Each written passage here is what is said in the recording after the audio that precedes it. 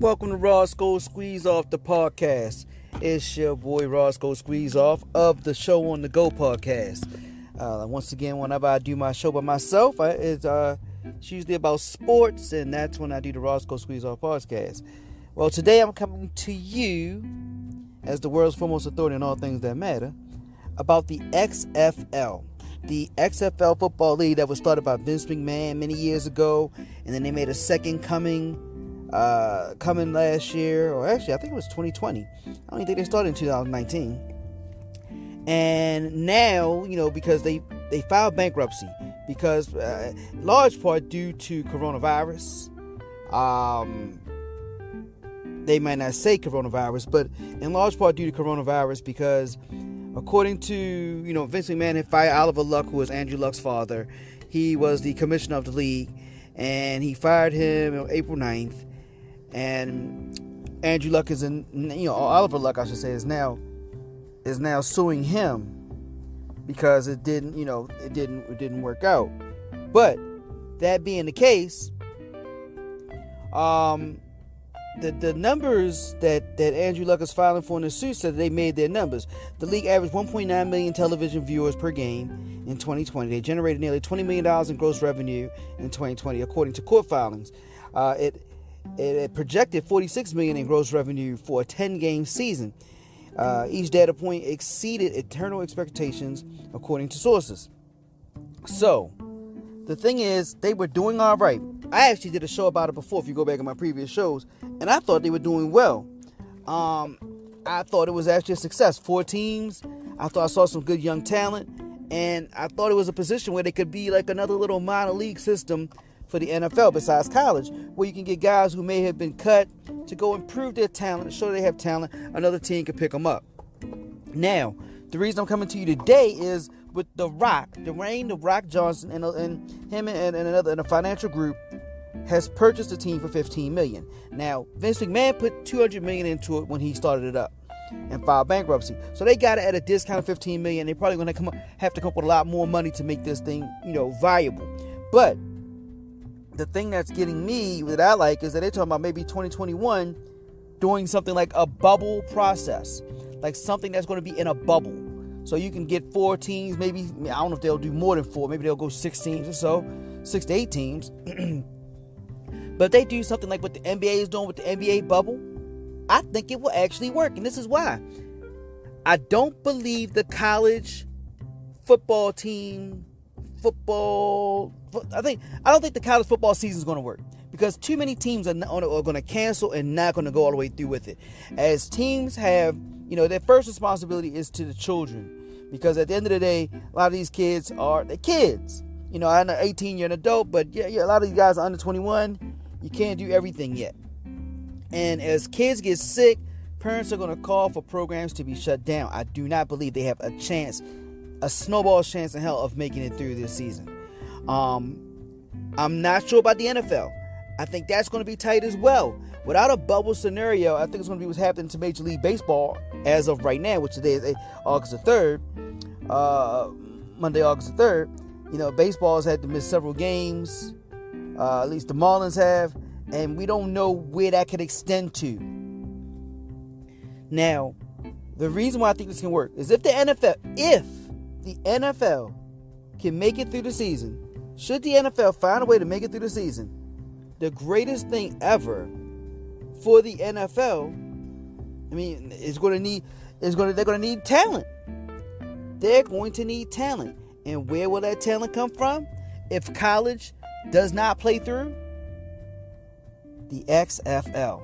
How many, and if the XFL makes a program where they don't, maybe 1 year out of college or no years out of college, where if guys have talent, they can just come there and play.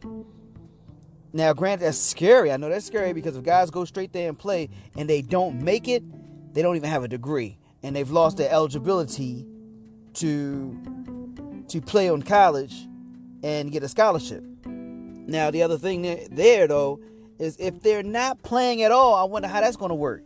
If coronavirus keeps us down for a year or two, which some experts think could actually happen. If you haven't heard about Anchor, it's the easiest way to make a podcast. Let me explain. First of all, it's free. The creation tool allows you to record and edit a podcast right from your phone, tablet, computer, what have you. Anchor will distribute the podcast for you so you can be heard on Spotify, Apple Podcasts, Google Podcasts, and many more. You make money right from your podcast with no minimum listenership. It's everything you need to make a podcast in one place. All you have to do is download the Anchor app. Go to anchor.fm to get started. Once again, that's anchor.fm to get started making your own podcast today.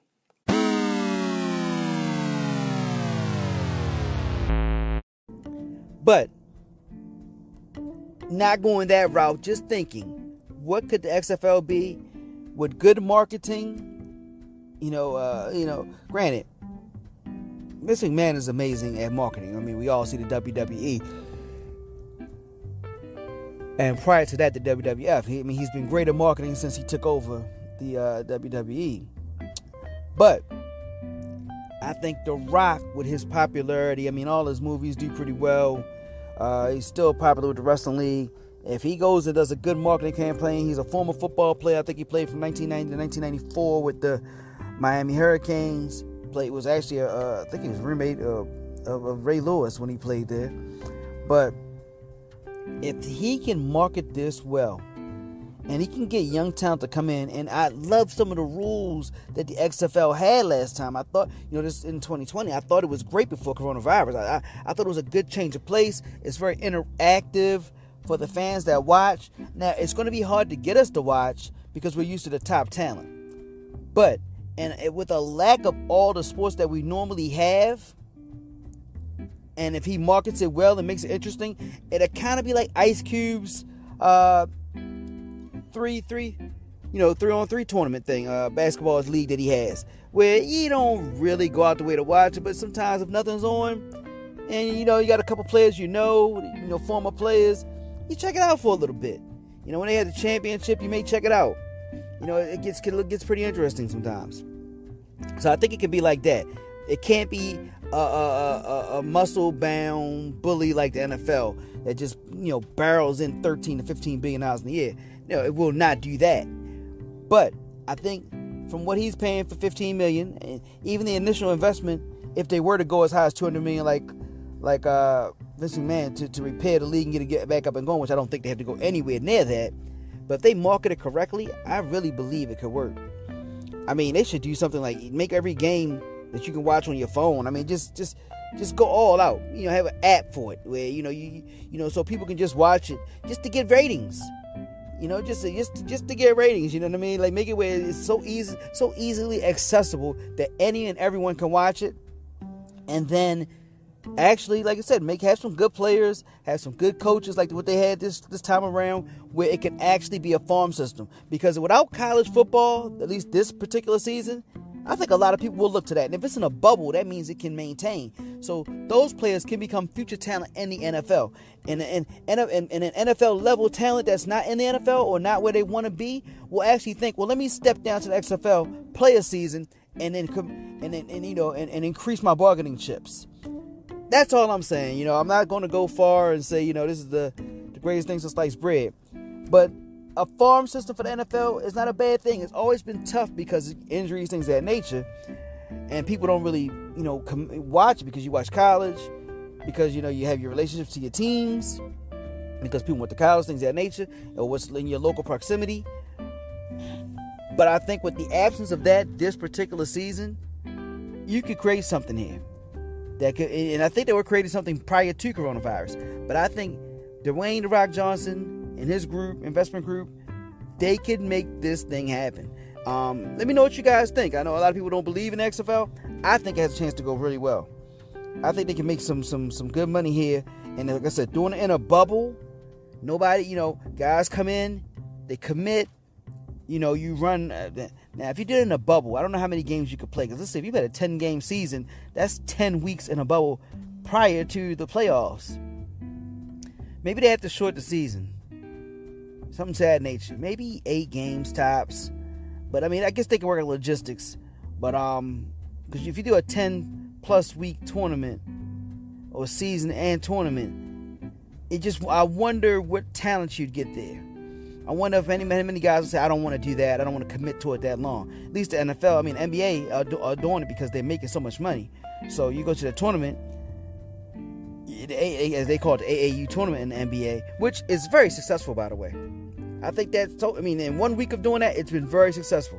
We'll see how long that lasts. I think the XFL could do something like that.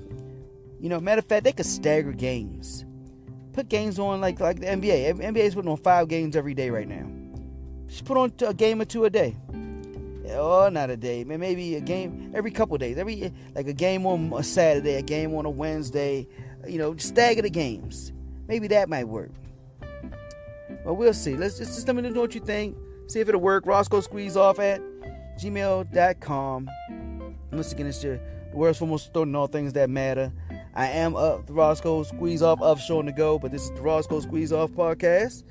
Look forward to talking to you next time. Until next time, peace.